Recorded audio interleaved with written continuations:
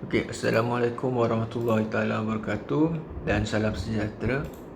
So hari ini saya akan bercerita tentang apakah sebenarnya perbezaan antara bank Islam dan juga bank konvensional.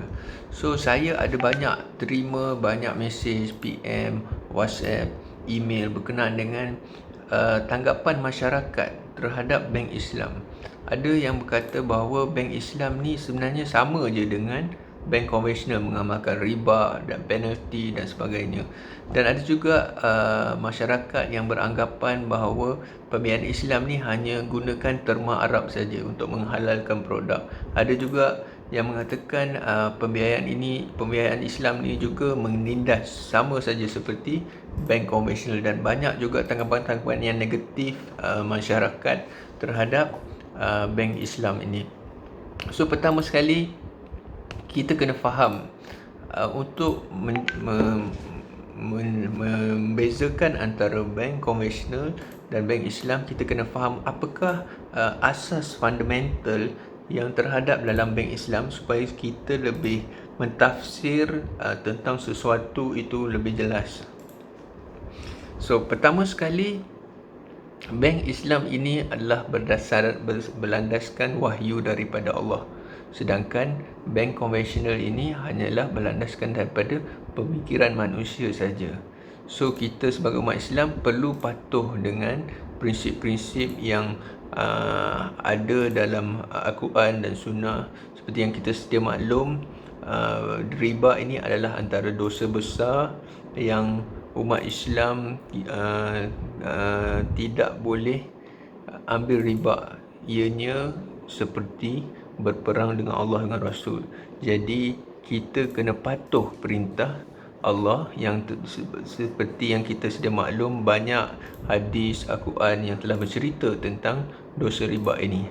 Yang keduanya, kita kena faham bank Islam ini beroperasi berdasarkan iman dan takwa.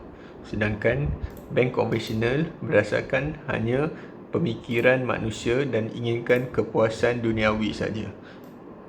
Yang ketiga, kita sebagai umat Islam mempunyai tanggungjawab agama terhadap apa saja transaksi perniagaan, duit keluar masuk kita dalam bank. Sebab tu kita perlu faham bahawa bank Islam ini mempunyai panel-panel syariah yang memastikan transaksi-transaksi kita, kontrak-kontrak yang kita ambil, semuanya patuh syariah. Sedangkan konvensional hanyalah untuk kepuasan tuntutan duniawi manusia saja. Yang keempat, kita kena faham bahawa bank Islam ini beroperasi untuk mematuhi perintah Allah, sedangkan bank konvensional ini hanyalah untuk melanggar perintah Allah. Yang kelima, dalam bank Islam ini kita sentiasa mencari redha Allah dan manusia, sedangkan dalam bank konvensional ini hanyalah untuk kepuasan manusia saja. Seperti kita tengok banyak krisis-krisis yang berlaku sekarang ini disebabkan dosa-dosa riba yang kita tak nak ambil kisah. Itu adalah antara punca-punca yang saya nampak, faktor-faktor yang menjadikan manusia terlalu tamak dan inginkan kemewahan yang tidak sambil menindas orang yang tidak patuh syariah. Alright. Yang keenam, of course, dalam bank Islam kita telah mencari keadilan adalah matlamat utama kita. Sedangkan dalam bank konvensional matlamat utama mereka adalah untuk mengawal keuntungan semata-mata. Jadi 6 asas fundamental ni kalau kita faham, baru kita tahu apakah sebenarnya beza antara bank konvensional dan juga bank Islam. So dalam urus tadbir dan operasi bank Islam, saya akan huraikan dia mempunyai 8 elemen penting dalam urus tadbir operasi bank Islam ini. Pertama sekali, kita kena faham bank Islam dipantau oleh pakar-pakar syariah yang telah mengaudit dan telah meneliti semua kontrak-kontrak yang berlaku dalam transaksi bank Islam. Yang kedua, semua akad-akad yang berlaku semuanya adalah patuh syariah. Yang ketiga, lebihan adalah untung, bukannya riba. Bezanya riba ini adalah interest yang kita pinjam, sedangkan untung ni adalah transaksi jual beli antara customer dengan pihak bank. Yang keempat adalah ianya lebih kepada hubungan bank dengan pelanggan. So kita macam mana kita build relationship dengan bank itu sangat penting, terutamanya yang saya masukkan ialah bank Islam. Yang kelima, urus takbirnya, tindakan lambat bayar ni lebih kepada penalti ni adalah yang saya faham ianya akan di allocate untuk charity, bukan dipusingnya duit tu untuk ke dalam simpanan kita. So ianya untuk memastikan pelanggan bayar terhadap apa saja kontrak yang telah diambil.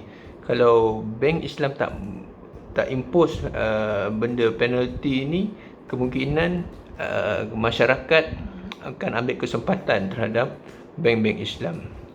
So yang keenam adalah zakat. So bank Islam juga sangat particular tentang apa saja urus takbirnya, dan bank Islam juga membayar zakat. Yang ketujuh, ianya adalah satu dakwah kita untuk memastikan bank Islam ini still relevant untuk membangunkan ekonomi Islam, serta untuk memastikan pertumbuhan usahawan serta perdagangan Islam dan di dalam Malaysia dan juga di dunia terus berkembang.